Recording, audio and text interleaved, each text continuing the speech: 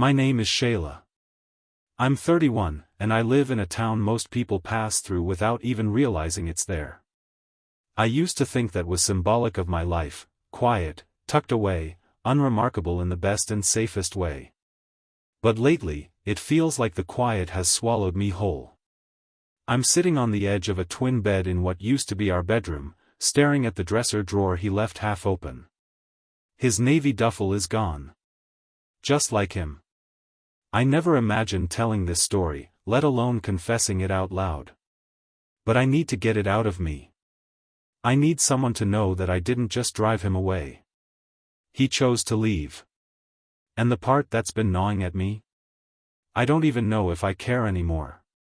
There was a time, just a few years ago, when Malcolm made me feel like the only woman in the world. He was stationed out in Virginia, and I met him through my cousin at a 4th of July cookout. He had that military posture, back straight, shoulders squared, but his smile was warm and boyish. The kind of smile that makes you feel chosen just by being looked at. In the early days, he would kiss my forehead in public, pull me close when I talked too much, whisper ridiculous things into my ear that made me blush. We used to fall asleep with our legs tangled, and wake up like we hadn't let go once in the night. It was safe. It was sexy. I thought it was forever. But military life has a way of weathering people. We moved to base housing after his second deployment, and that's when the cracks began to show. He stopped looking at me when he spoke. The cuddles became routine, more of a habit than a need. Sometimes he would hold me, but I could feel his mind pacing somewhere else. One night, I kissed him.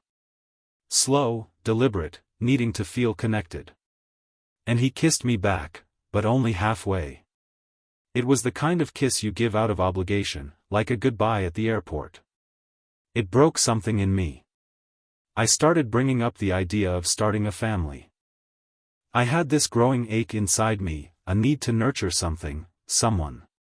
He always said, let's wait until the next shore duty, or we'll talk about it when things settle. But things never settle in the military. That's the illusion they sell you to keep you hoping. Eventually, I stopped asking gently. I started planning without him. Not out of spite, but out of fear. Fear that my body would betray me before I ever got the chance to use it for what it was made to do. I told him, right there in the kitchen one morning, coffee half brewed and my voice shaking like a leaf, I'm going to have a baby. With or without you. He didn't yell. He didn't curse. He just looked at me like I was a stranger who'd walked into his house. Then he went upstairs, packed his duffel, and walked out. And the worst part? I didn't cry. I just stood there with my hand still on the counter, remembering the last time he kissed my stomach for no reason, years ago, and told me he'd love to see a little girl with my eyes. That was the exact moment I knew something had changed, maybe not just in him, but in me too. I'd been holding on to a version of us that only existed in memory. And memories don't raise babies. Memories don't make love to you when the nights get lonely. Memories leave. Just like he did. Malcolm always said he loved with action, not words. He'd fix the leaking faucet without me asking. He'd bring home my favorite brand of almond milk from the commissary even if it meant going out of his way. He never forgot to warm the car up for me on cold mornings. But love isn't just in the doing. Sometimes, it's in the noticing. And that's where we kept missing each other. He thought touching me was enough, his hands on my hips when I passed by, the way he'd pull me close on the couch and kiss the back of my neck.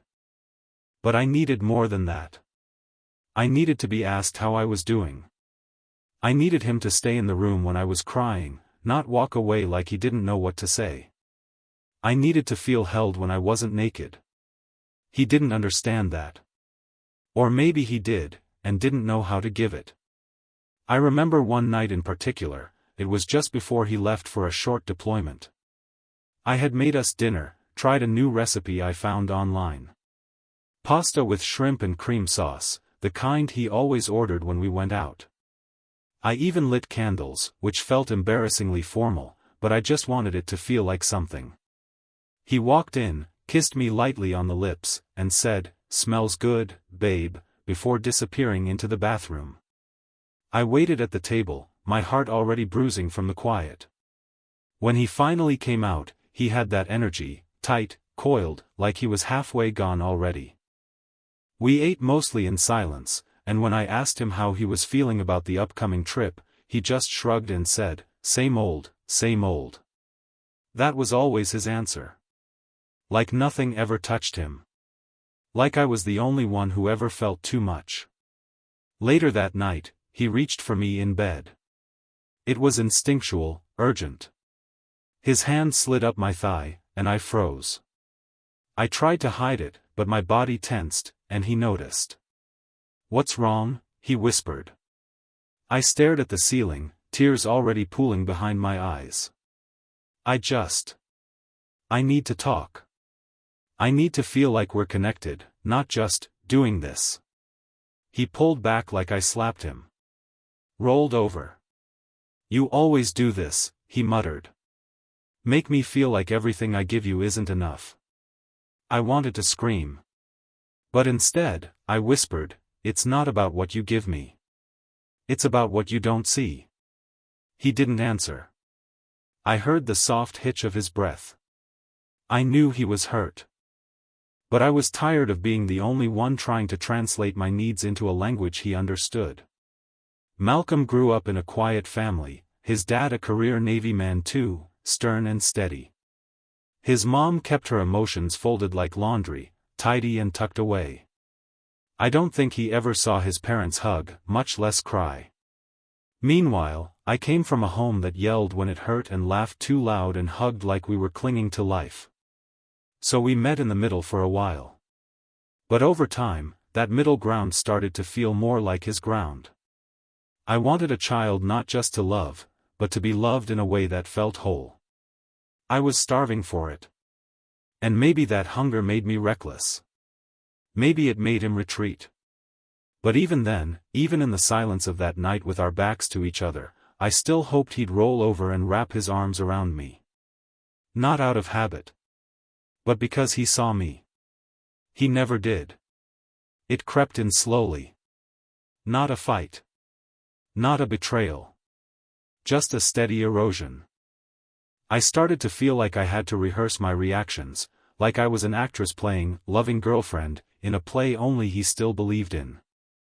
I still wanted him. I just didn't want to want him like that. Not when I felt like a ghost floating around in our house, doing laundry, making small talk, watching him fall asleep to TikToks while I stared at the ceiling. One afternoon, I was folding his uniforms on the couch when he came up behind me. His hands slid around my waist, warm and familiar. He kissed the back of my neck, slow, deliberate. The same way he used to when we were still new. But instead of melting into it, I stiffened. He didn't notice. Or maybe he did, but decided to power through. "You smell good," he murmured, voice low. I swallowed. "It's just dryer sheets." He chuckled and brushed his hands down to my hips. I reached for another shirt, pretending I needed both hands free. He paused. "You okay?" "I'm fine," I said too quickly. He turned me around gently, his brows pinched just slightly. Concern? Or confusion? I couldn't tell anymore. His hands were still on my waist. His face was so close. And then he kissed me. Soft, like he was testing the waters. I kissed him back, but my mouth didn't move. My body stayed still. Inside, I screamed at myself, "Respond, Shayla. He's trying." But all I could think about was how badly I wanted to feel something. Anything. He pulled back a little, searching my eyes. "You don't want to?" he asked, his voice soft. Careful. "I'm tired," I lied. "My head's all over the place." He nodded and stepped back, giving me space like he thought that would fix it. Like maybe tomorrow I'd be back to the girl who used to pull him into the shower just to feel the rush of water between us. I folded another shirt. My hands were shaking. Later that night, we watched TV, well, he did. I scrolled mindlessly on my phone. We sat side by side on the couch like strangers forced into the same waiting room. His hand brushed my thigh once, and I didn't even look up. He reached for me again, and this time he slapped my butt lightly, like he used to when we were playful, when we'd chase each other to the bedroom laughing. But I flinched. Just barely. Still, he saw it. Seriously, he muttered, the sting in his voice unmistakable. I can't even touch you now. I put my phone down. I didn't say that. You didn't have to. You react like I'm a stranger. Or worse, like you're scared of me. That's not fair, I said, but even as I said it, I wasn't sure if it was fair or not. He leaned forward, elbows on his knees. Then tell me what the hell's going on. You don't talk to me, you barely look at me, and when I try to get close, it's like I'm invading your space. I wanted to explain it, but how do you describe a wound that doesn't bleed? A hunger that turns to nausea when someone offers you a meal you didn't ask for? So I stayed quiet. And in the silence, he got up. Went to bed without saying goodnight. I sat there, the TV buzzing in the background, the half-warm throw blanket across my legs.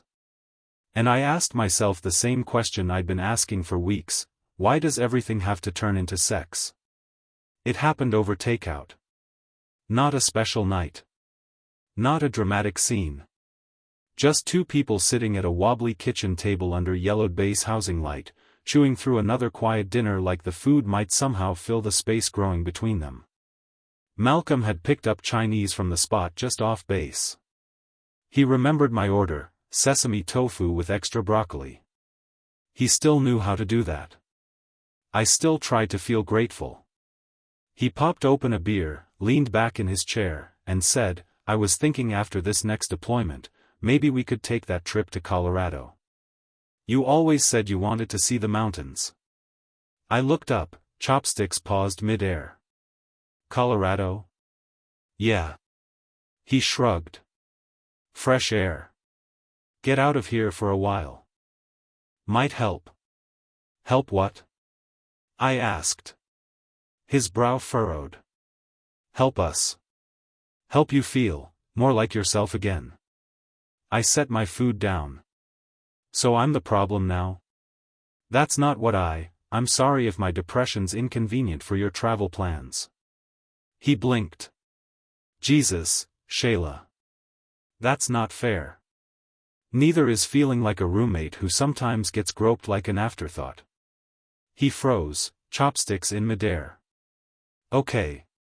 Wow. I told you what I needed. My voice cracked, too loud. I told you I wanted to talk. I told you I needed connection. Not just sex, not just errands and polite small talk like we're in a damn commercial. You think I haven't been trying? He snapped. I bring you food, I check in, I hold you, and you still look at me like I'm the enemy. Because you don't see me. I shouted. You see your version of me. The quiet one. The one who lets you brush things under the rug and never fights back. The one who doesn't cry during dinner because she feels completely alone even when she's sitting across from the person who swore he'd never make her feel that way. The silence afterward was unbearable. He stood, shoved his chair back, hands on his hips. He wasn't yelling. That made it worse. I don't know what else to do, he said finally. His voice was low, raw. I'm not good at this emotional chess game you play. I'm not built to decode every sigh or read into every time you flinch. I stared down at the table, my eyes burning. Then maybe we shouldn't be doing this anymore. He didn't answer.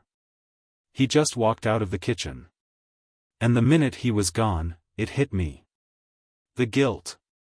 The shame. The panic. I slumped in my chair, the cool tofu untouched on my plate, and let the tears come. Not because I regretted telling the truth. But because I hated how I said it. I didn't mean to hurt him. I didn't want to blow up dinner like that. But I was drowning in all the words I hadn't said for months, maybe years.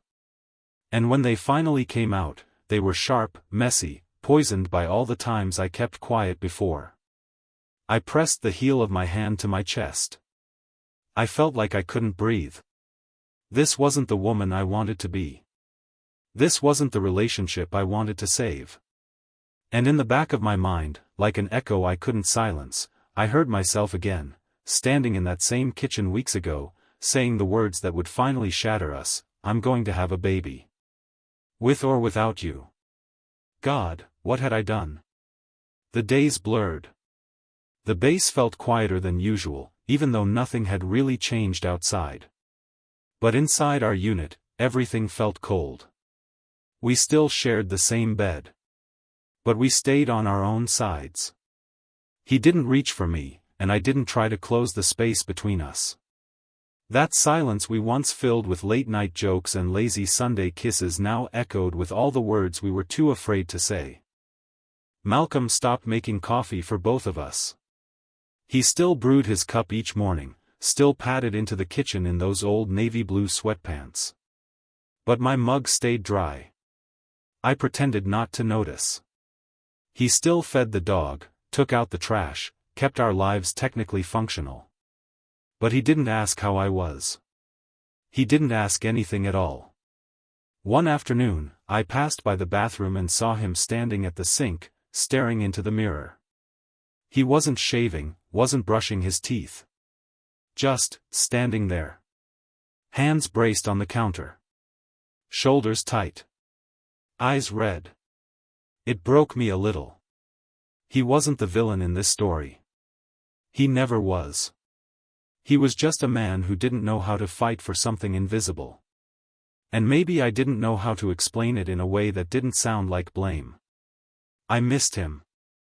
I missed the way he used to lean against the counter and listen when I rambled about stupid things, like how the commissary always rearranged the cereal aisle or how my podcast made me cry at a red light. I missed the way he used to touch my hair absent-mindedly while we watched movies. The way he'd leave folded post-its on my desk saying things like, "Don't forget you're stronger than you think."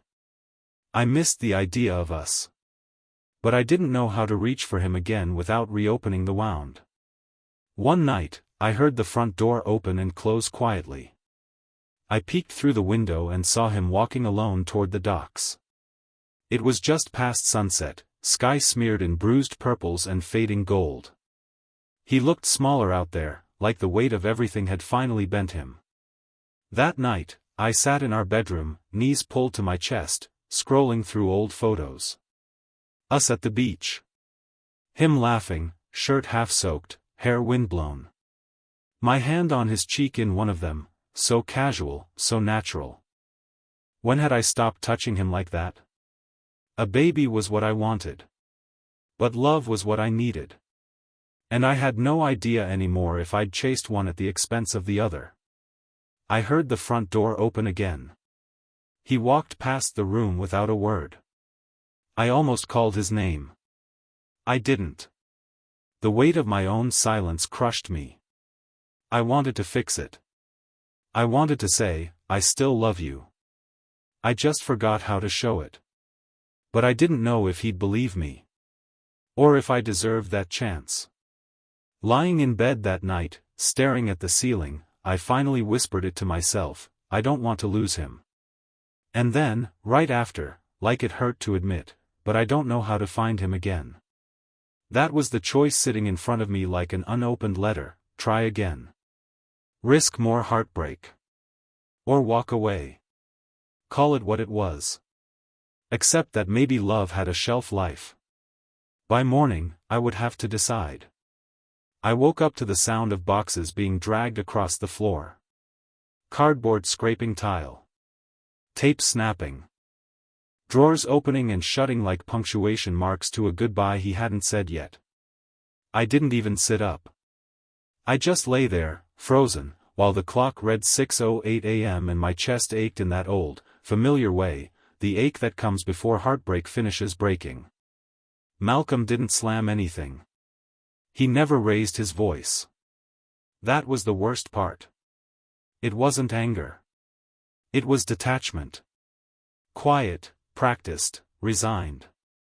When I finally got up, he was in the living room, zipping his duffel bag. Not the big green one he took on deployments, just the smaller one he used for weekends away. He didn't look up when he said, "I'll stay at the barracks for a while." I stood by the wall, arms crossed, fingers digging into my own ribs. "You're really leaving?" I asked, though the answer sat heavy between us. "I think we both already left," he said. "I'm just the one packing." I wanted to scream, "You're giving up?" But the words got caught in the same throat that had stayed silent too long. Instead, I walked over and picked up one of the boxes. It was light. Probably just books and framed pictures. The top one was our photo from 3 years ago, me in that yellow sundress he loved, his arms slung over my shoulder, both of us sunburnt and laughing. "I didn't mean it," I whispered. "About the baby." "Not like that." He looked at me then. Finally. "I know," he said. "But you said it. And once you say something like that, it's hard to unhear." I nodded. I didn't ask him to stay. Maybe part of me knew it would be cruel to. We stood there for a while. Quiet. Just, staring at each other like two people watching a house burn down and realizing they don't remember where they packed the fire extinguisher. Then he surprised me. He stepped closer, wrapped his arms around me gently, not like a lover trying to spark something, but like a friend who remembered what I used to feel like in his arms.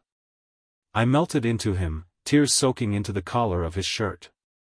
My hands clutched the fabric at his back like it might anchor me. "I miss you," I choked. "I miss us," he said. And then he kissed my forehead, soft, lingering, reverent. The kind of kiss that says, "We mattered." The kind that hurts more than being left, because it reminds you what you're losing. We pulled apart slowly, like peeling off a bandage you don't want to look under. "I'm not saying never," he said. "But I need space. And you need to figure out what you actually want. A baby isn't a fix. Neither is guilt." I nodded again, wiping my face with the sleeve of my hoodie. He picked up his bag. Walked to the door. Looked back one last time. And then he was gone. I sat on the floor in the silence he left behind, holding that picture frame in my lap. The one where we looked so sure of ourselves. The woman in that photo had plans. She believed in timelines and love and the idea that wanting a family was enough. But now I wasn't sure what I believed anymore. I just knew that even if we did find our way back someday, it would never be the same. And maybe that was the hardest part to grieve. You know. I used to think love was supposed to fix things. Like if you found the right person and loved them enough, the cracks would seal themselves. That love meant security. That once you had it, you'd stop questioning yourself, your path, your worth. I was wrong. Love isn't a solution. It's just a place, a space between two people where healing might happen, but only if both of you show up with open hands. And I didn't. Not really. I showed up with a checklist and a clock ticking in my head, afraid of running out of time. Afraid I'd never get to be a mother. I told myself it was brave to say, "I'll have a baby with or without you." But it wasn't bravery. It was fear, dressed up as independence. What I didn't realize then was that I wasn't just talking about motherhood, I was giving him a reason to stop seeing me as us. I pushed, hoping he'd pull me closer. Instead, he let go. And can I blame him? I told him I'd go on with the biggest decision of our lives, with or without him. I made love feel optional. Like he was just a box I could check off if he agreed. But here's what I know now, intimacy isn't built in the big, dramatic moments. It's built in the quiet ones, the ones I stopped noticing. Like when he handed me my coffee first, even when he was late. Or when he remembered that I liked the AC exactly at 72, even though he preferred it colder. Or when he used to listen to my boring stories about base neighbors and commissary sales like I was telling him something profound. I forgot to appreciate the language of small things. And I stopped speaking it back. I confused desire with performance. If I wasn't in the mood, I assumed something was broken, in me, in us. I didn't know how to say, I need to feel safe emotionally before I can let you in physically. I just pulled away. Silently. Until he stopped reaching. It wasn't one fight. It wasn't the baby ultimatum. It was 1,000 tiny moments where we missed each other. Where I needed words and he offered touch. Where he needed peace and I gave him pressure. And yet, even now, I don't hate him. I still love him, in a way that feels quiet now. A kind of ache I carry instead of resist. He left. Not because he didn't care. But because he couldn't stay in a home where love felt conditional. And I respect that now. I don't know if he'll ever come back. But this time, if he does, I won't hand him a plan. I'll hand him my heart, uncertain, scared, but honest. And if he doesn't, I'll still be okay. Because now I know that motherhood is not a race. And love is not a contract. It's a choice. Made daily. Made gently. And sometimes the bravest thing you can do, is let go of the story you thought you needed to live so you can write the one you were meant to feel.